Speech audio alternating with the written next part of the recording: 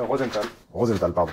73, 8 cobayes sains d'esprit se sont présentés dans 8 hôpitaux psychiatriques, un dans chaque évidemment, en prétendant entendre des voix. Donc ce ne sont pas des cobayes, j'ai commis une erreur, ce sont des Complice. Ben oui, parce qu'ils prétendent. Ouais. Si c'était des cobayes, les cobayes sont les hôpitaux. C'est ça.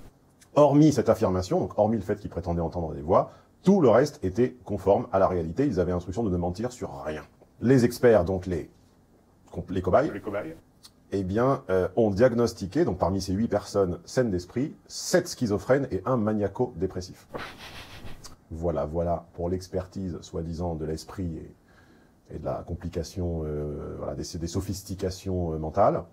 Une fois à l'intérieur, les patients devaient se comporter normalement, ne plus jamais parler des soi-disant voix. Si on leur posait la question, dire tout simplement qu'elles avaient disparu et réclamer leur libération.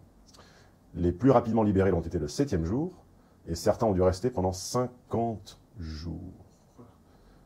Plus important, plus pertinent, plus fort.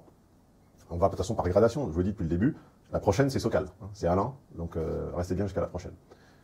Aucun médecin ne remit en cause son diagnostic initial. Aucun. Alors que les malades eux-mêmes, les vrais malades, qui étaient donc également des cobayes, puisque eux n'étaient pas au courant. Ouais. Les vrais malades, un tiers ont deviné la supercherie. Ah. Plus de 30% des vrais malades ont dit, là, les gars, là, les 8 gars, là, on les sent pas, ils sont pas fous. Donc des fous ont eu plus de discernement que des experts psychiatres. On dit que les fous se reconnaissent entre eux. C'est ce qu'on dit.